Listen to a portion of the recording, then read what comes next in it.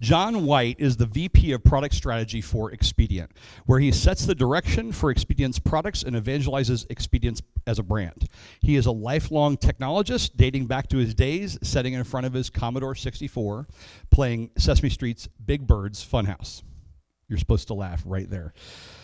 His love of technology has taken him quite a few places, even on a reality TV show with a business that he developed in college. He's the proud parent of 2 boys and has been married for 6 years to a very understanding wife that accepts his crazy travel schedule that allows him to come to events like this.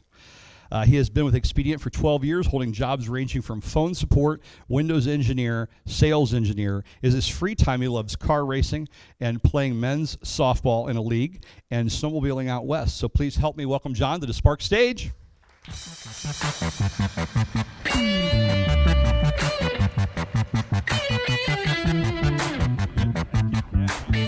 Good morning, campers. Who all knows what day it is today? It's Groundhog Day. My wife's a meteorologist, so Groundhog's Day is a pretty big day in our house. Because meteorologists, whether they're human or a rodent, when they get it wrong, they stick together, I guess. As mentioned, my name is John White. And today, I'm going to talk to you about something pretty serious. So I consider myself somewhat worldly, somewhat of a Renaissance man. I've done a lot of things in my life. Some good, some crazy. I've started businesses. We talked about that. I've raced cars up and down the East Coast in a somewhat amateur circuit. And I've done something even crazy that most people won't ever do. I took my wife on a 2-week backpacking trip through Europe when she was pregnant. It was good and a bad thing. But with all that said, I've done countless interviews. I've done things with analysts, with partners and technology partners. I've done all kinds of analysts and interviews over the years, and just the last 6 months, I've run into the hardest ones I've ever done in my life, and that's really what I want to talk to you about today. So I want to bring you 4 questions from a 4-year-old. Yeah, I'm bringing my son into this as well. He's pretty cute. He's better looking than me. Gets it from his mother. My son, he's an early riser, 6 a.m. to be exact. Every morning, he hears me in the shower, he jumps into the bathroom, tries to scare me. It's a game we play. And he sits down at the edge of the tub, and he starts to ask me some questions. And some of these questions, they're easy. They're softballs, and I love it because it's 6:30 in the morning. It's a tough interview time. And he'll ask me, why is it cold out? Why is the sun coming up? Did you hear the owl hooting this morning? Did it wake you up too? And he asked me some really hard questions as well that makes me really reflect on a lot of things, personal, professional, life, the meaning of life, everything. And then to make it worse, I have a 45-minute commute actually into the office every day, so it sticks with you. And that's what I want to talk to you about today. I want to talk to you about 4 of the hardest hitting questions he's asked me that I think all can ask ourselves, and we can all glean some understanding from this little cute kid, right?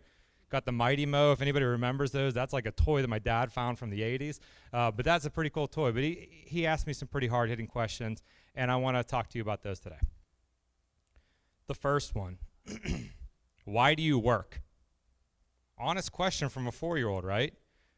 And as long as I can remember, my dad's had a ton of famous sayings. And one of his famous sayings when we were growing up was, anytime we asked for something, new Commodore 64 game, that Sesame Street game, all the way up to we need a Nintendo game, whatever it might be, he said the same thing every time to us, every time we asked for something. Get a job. Now, most kids today, they'd probably call CYS, write something on Facebook about it, put something on Twitter about how bad their parents were.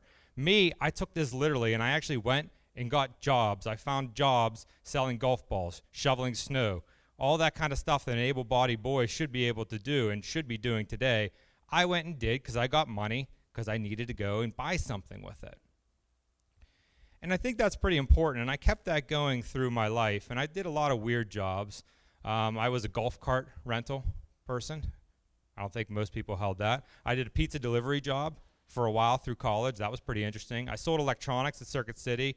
I sold electronics at a cool place in the mall, Sears. A lot of big electronics come from Sears, so I did that. Did a lot of weird things over my time, but all of that was really out of a need. I had to go do something because I needed money. And they really didn't get to the question of why. Why do I work? Like my son, I've had a curiosity for everything for as long as I can remember, technology being the one that I love the most. I've always had the ability and the want and the drive to question the norm. I never understood why something had to be that way.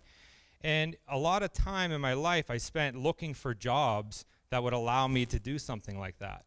And you know, it was always one of those things where you think you would go and you'd find the next place that would actually fit your personality to what your job is, but that was really never happening for me until I got out of college.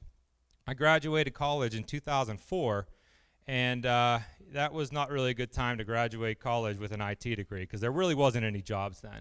And there was one job that was willing to hire me for a whopping $9 an hour that had Expedient, one incredible network in the name, and I'm like, I have no idea what that even means. But it was something that was interesting because I found the place that I could grow my business skills, my business acumen, and do something pretty cool. Now, what we do to most in the technology world is probably not sexy. We handle things that are common, co-location, infrastructure, where you put your servers. But there's something about the business and the technology when you put it together and you help design a solution for somebody that helps them get through that first day of school or helps them stay profitable during Black Friday. There's something about that that drives you. I just got the goosebumps now. That gives you a high that makes you want to do it again and again and again. And so when my son asked me next time, why do you work? It's because it's fun. It's because I really love it. It's a cliche thing, but I really love it. It keeps me going because I matched my personal interest with a business and not really worry so much about the need of the money. Next question. Why do you travel? This one's easy. It's for the points. That's it. That's all I really want to do. And I Hyatt points, Southwest points, and that's it. I'm taking my family to Disney on April. It's all on points. That's the only reason I do it. That's my easy answer to him, but that's not really the truth. As technologists, and as technology develops, communication is probably the skill that we're lacking in the most. Most people sit behind a keyboard for everything. We find love behind a keyboard now. We find our date, our match of life behind a keyboard. We order groceries. We do everything behind a keyboard. And to me, that's okay for some aspects of your life, but there's more to it. So I always tell people I travel because I get to do cool things like this. I get to meet faces. I get to shake people's hands. And that's truly what matters anymore, is why I travel so much, is to build that trust relationship. Especially in my business. I mean, I have companies coming to us that are going to put their critical assets, their critical IT systems inside of our four walls. And that could be their whole business. If we go out, if we have an issue, that could be everything for them. That means the world to them. So if there is an issue, if we do have a problem, it's always better that we've met face to face, we've had eye contact, we've had a firm handshake, so that then when they're talking to me behind those mediums, they actually know the face that they're talking to and know that we're all in it together. And I think this really ranges everywhere from the business to personal life. I mean, so many people anymore don't travel to see friends, don't travel to see family. They talk to them over Facebook, they talk to them via Twitter, they follow them on Twitter, and it's a horrible, horrible thing that we're into. And so I encourage everybody to travel, and that's what I told my son. I said, we travel because we need to see and meet people, and we need to make and build those relationships. It's a very important thing. He always asks me, because they said, what are you going to do today? I go, I'm going to meetings, I'm doing this, I'm doing that. He said, well, what's a meeting? I'm like, holy crap, that is a good question. What is a meeting? Most people were thinking like, yeah, meetings are actually something that fills my day, that's a waste of time, I don't like it, I don't love it. You know, more that I thought about it, it's really, you know, meeting means a lot to a lot of people. A meeting's a collaboration point that we can all do better at, that we can all focus a little bit more time on to really make sure that we're listening to the people that are in the meeting. I once was at a presentation by a formal Naval Academy instructor, and he said one thing that always stuck in my head. People don't wake up in the morning and say, I am going to fail today. I am going to do something so bad that it's going to make everybody's life miserable. I feel that same way about meetings. People don't call meetings just because they want to throw a bad meeting. They call meetings because they want to talk to you about something. They want to have a conversation. They want to build action item lists for the future. It's important that we put our all into these types of meetings. So I tell him, you know, what's a meeting? I can't really go into that much detail with him, but I tell him it's anything that we can, you know, anytime we're talking together. Technically, our interview today, it's a meeting today. It's a meeting to both of us. Last question, what do you do? Expedient has 11 data centers, 7 different markets. We do all kinds of cool stuff in computer. Yeah, he really doesn't understand the elevator pitch so much. He kind of looked at me with that side head, kind of like, I don't know what you're talking about, guy. 6:30 in the morning, you're not even making sense, so maybe I am up too early. But really, this one is actually the easiest one for us to talk about with him. It's good decisions versus bad decisions. And if you've ever experienced a 4-year-old, you spend a lot of time talking with them about what's good and what's bad. Pushing your brother, bad decision. Eating all your breakfast, good decision. And really, that's what we do, and that's what I do on a daily basis. I assist businesses to make good IT decisions. And we talk about this in 2 forms of projects, CF versus AC. Now, a CF, that's a project that's something like keeping the lights on. It's something that's common, it's core, that you have to do it. I think about it at home, right? I back up my pictures and my work at my home. And I'm a tech guy. I'm even nervous about making sure all my pictures, are backed up. Because, if they're backed up and it's great and we don't lose anything, it's a C project. If I missed a picture that my wife took of the boys at a pumpkin patch or Christmas, I'm dead. That's an F project. I failed. She deleted it by accident. It might be her fault, but really it's my fault because I didn't back it up. That's a bad project to kind of handle on a regular basis. Now, on the other side, AC projects, and this is what we try to get people to talk about, because majority of their life, they're spending 80% of their time doing those CF projects on a daily basis. AC projects, they're something that push you forward. They're something that provides some sort of value. In a business, maybe you came up with a new product. Maybe you came up with a new inventory system that allows you to ship things faster. That helps your business move forward. An A project is one that goes great.